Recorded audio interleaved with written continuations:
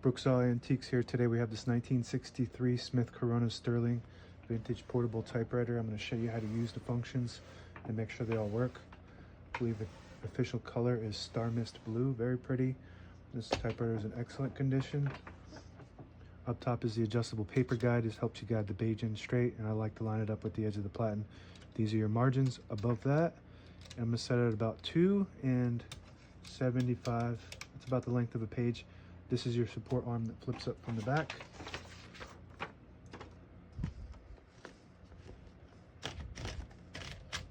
And this is the paper bail that sits on top of the page to hold it down.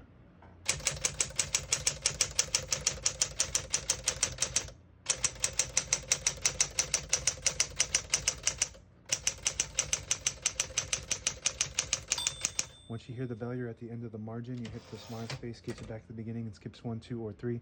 Right now we have it on single, but if you want double, you just flip that switch back 1. Skips 2, 1 more, skips 3. That works good. We're going to keep it on single and finish typing.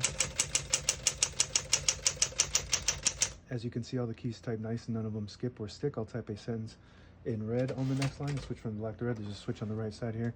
Flip it all the way down to that red square. It will print the bottom portion of the ribbon.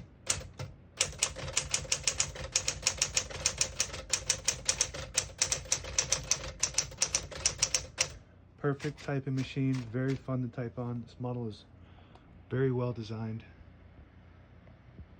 Print looks great. I really like this machine. The sound of it sounds very unique, very crisp sounding machine.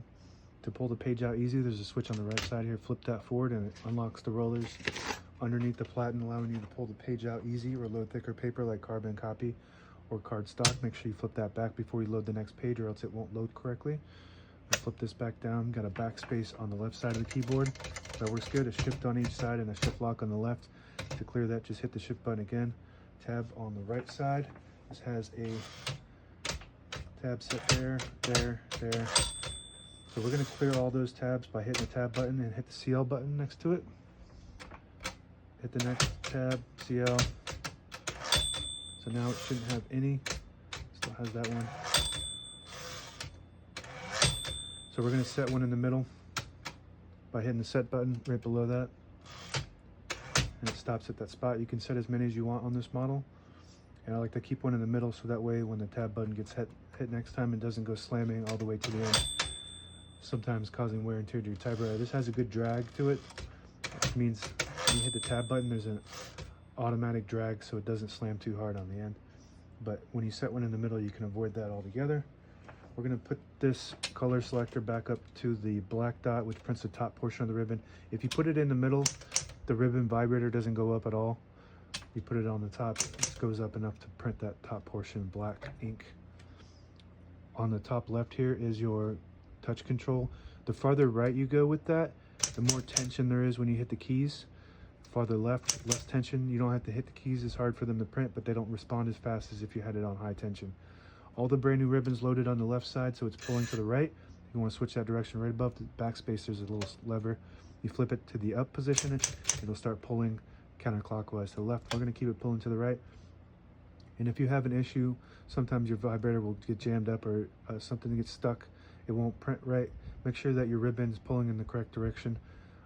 If one side's used all the way up, then you might have an issue. So make sure you check that first. That's the first thing you should check if you're having issues with your typewriter. Carriage release. And this little lever here is so you can remove the platen. We're not going to do that. It's a little bit harder to do, more of a maintenance tutorial than an actual function tutorial. And got a carriage release, very smooth on each side here. If you pull this little knob out, it'll disable the spacing when you turn the platen knob. You push it in. Each one of those clicks is one space. That works good. That's so you can get to an exact spot on the page instead of having to navigate through spaces. And the same concept when you flip this switch down here, you turn the knob, it disables the spacing. And that's it. Now available on eBay or Etsy. Search Brooksaw Antiques.